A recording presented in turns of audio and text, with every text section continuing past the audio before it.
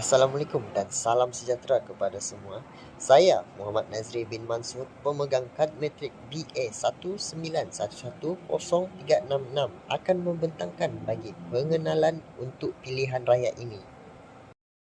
Pilihan raya merupakan satu proses dalam pemilihan wakil rakyat dalam memerintah, sama ada di dalam peringkat negeri ataupun pada peringkat persekutuan. Di dalam pemilihan ini dilakukan secara sulit, iaitu dengan menggunakan prosedur yang terlus dan teratur. Kiraan undi yang dilakukan merupakan secara terbuka dan keputusannya adalah direkodkan. Calon-calon yang memperolehi akan undi yang paling banyak akan dikira menang di dalam pilihan raya tersebut. Sistem ini merupakan dikenali sebagai akan sistem majoriti yang paling mudah di negara kita Malaysia yang menggunakan sistem demokrasi berparlimen di Malaysia. Pilihan raya ini akan dijalankan oleh Suruhanjaya Pilihan Raya iaitu SPR, ahli-ahli di dalam Suruhanjaya ini merupakan daripada lantikan daripada yang di-Pertuan Agong selepas berunding dengan Majlis Raja-Raja Melayu. Tujuan utama dalam Suruhanjaya ini ditubuhkan untuk memberikan jaminan penuh di dalam pilihan raya yang adil dan bebas tanpa memberikan tekanan daripada pemerintah ataupun pembangkang. Selain itu, terdapat akan fungsi-fungsi utama di dalam SPR ini, iaitu dengan menentukan sempadan kepada bahagian-bahagian pilihan raya dan juga menjalankan pendaftaran pemilihan dan mengendalikan pilihan raya, sama ada pilihan raya umum ataupun pilihan raya kecil. Sekian saja daripada saya. Terima kasih dan saya akan teruskan kepada pembentang yang seterusnya. Assalamualaikum warahmatullahi wabarakatuh. Saya Muhammad Nasrullah. Jadi saya akan sambung kepada perjalanan pilihan raya. Okey, yang pertama kita pergi kepada pendaftaran pemilih. Jadi kita perlu tahu bahawa pemilih ini merupakan orang yang akan mengundi pada hari mengundi, iaitu pada hari pilihan raya. Jadi sebelum hari pilihan raya, pemilih tersebut perlulah mendaftar ataupun melakukan pendaftaran di laman web Suruhanjaya Pilihan Raya bagi memastikan pemilih ini ia mempunyai akuan yang sah untuk mengundi pada hari pilihan raya tersebut.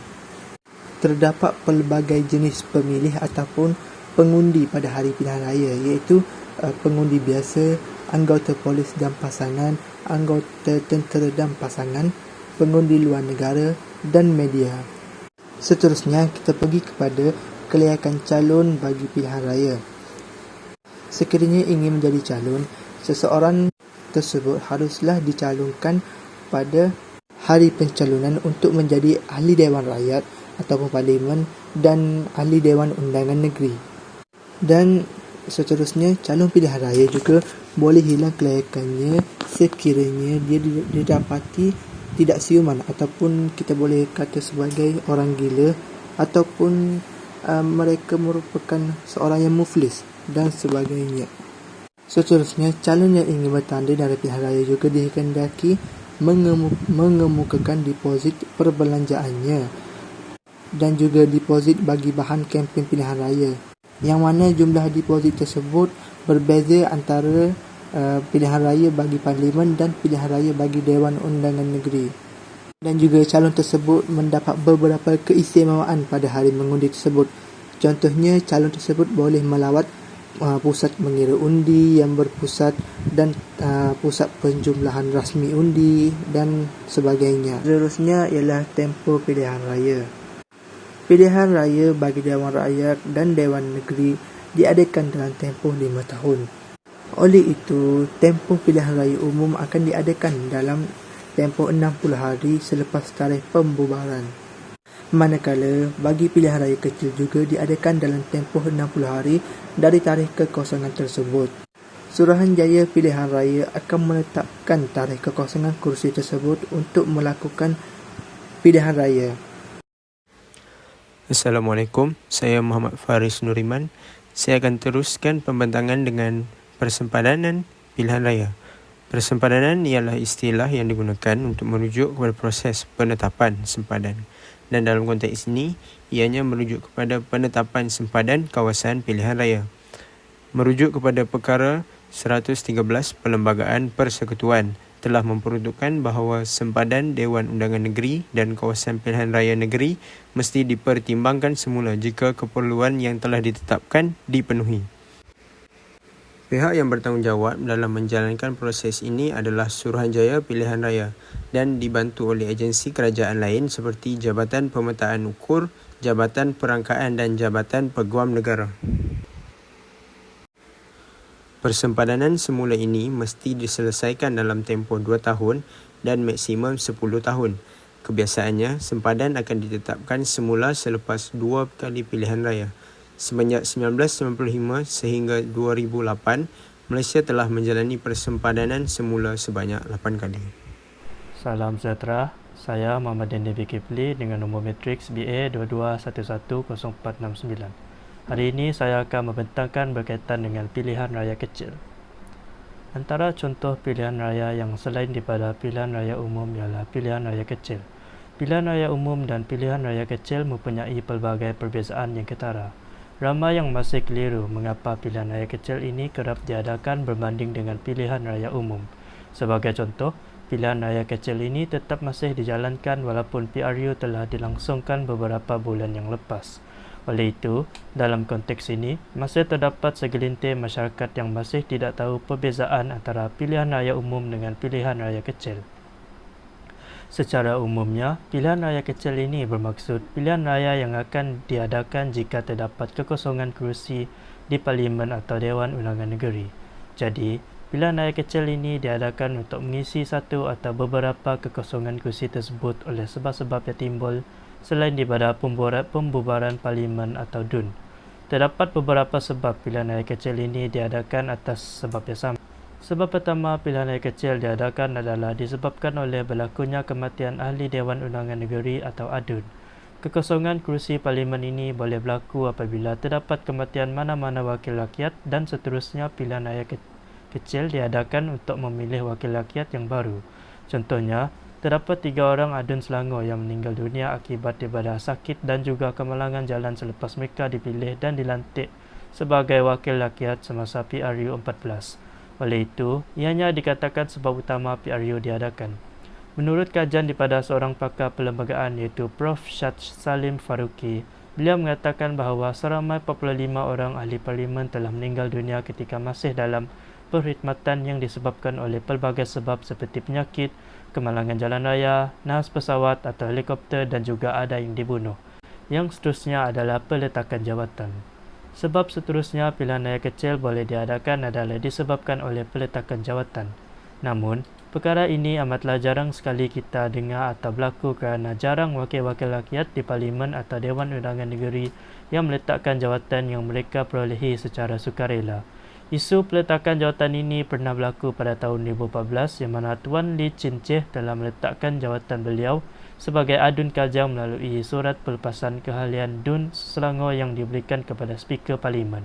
Mengikut undang-undang, situasi ini sama dan selaras dengan prosedur yang telah dinyatakan di bawah Perkara 68 Undang-Undang Tubuh Kerajaan Selangor 1959. Namun, ianya berbeza di peringkat persekutuan yang telah diperuntukkan di bawah Perkara 51 Perlembagaan Persekutuan yang boleh digunakan oleh ahli-ahli Parlimen. Pilihan raya kecil pun akan diadakan untuk DUN Gurun namun perlu dijalankan serentak dengan PRN Kedah. Yang terakhir adalah hilang kelayakan. Sebab seterusnya yang membolehkan pilihan raya kecil diadakan adalah disebabkan oleh ahli parlimen kehilangan kelayakan untuk menyandang jawatan. Hal ini kerana semasa memegang jawatan, ahli parlimen mana-mana wakil rakyat boleh dan akan hilang kelayakan mereka atas beberapa faktor. Hal ini turut disenaraikan dalam Perlembagaan Persekutuan dan antara intipati hal-hal tersebut telah dinyatakan di bawah Perkara 48-1. Antara contohnya adalah seperti yang berikut. Tidak sempurna akal, menjadi gila, menjadi bankrupt, memegang jawatan yang mempunyai pendapatan seperti perkhidmatan awam, tidak memberikan penyata perbelanjaan pilihan raya seperti yang dikehendaki oleh undang-undang, selepas dicalonkan untuk menjadi ahli parlimen atau adun atau menjadi ejen pilihan rayanya, disabitkan dengan mana-mana kesalahan oleh mahkamah dan menerima hukuman penjara setahun ke atas atau lebih daripada RM2,000 dan tidak mendapat pengampunan bebas. Mendapat atau menggunakan hak kewarganegaraan asing atau luar Malaysia selain daripada perkara yang telah dinyatakan di atas, Perlembagaan Persekutuan Negeri turut juga menyatakan beberapa sebab kehilangan kelayakan yang sama seperti di atas. Namun, ianya hanya terpakai ke atas ahli-ahli DUN saja. Antara contoh undang-undang yang ada menyatakan perkara-perkara ini adalah seperti Undang-Undang Tubuh Kerajaan Negeri Sembilan dan Negeri Selangor. Juga menerangkan keadaan-keadaan yang menyebabkan seseorang adun negeri tersebut kehilangan kelayakan menurut perkara 50/1. Itu saja daripada saya. Sekian, terima kasih. Terdapat dua jenis pilihan raya yang digunakan pakai di negara kita. Salah satunya ialah pilihan raya umum. Pilihan raya umum ini diadakan untuk memilih ahli dewan secara serentak di seluruh semenanjung Malaysia. Bagi Sarawak dan Sabah pula, pilihan raya umum bagi Dewan Rakyat dan Dewan Undang Negeri diadakan secara berasingan. Demokrasi berparlimen. Demokrasi berparlimen bermaksud pemerintahan yang dijalankan secara perwakilan. Seterusnya dibentuk melalui pilihan raya dan rakyat diberi mandat untuk memilih pemimpin yang akan mewakili mereka sekaligus menjadi wakil rakyat di parlimen. Dalam erti kata lain, demokrasi berparlimen bermaksud kerajaan rakyat.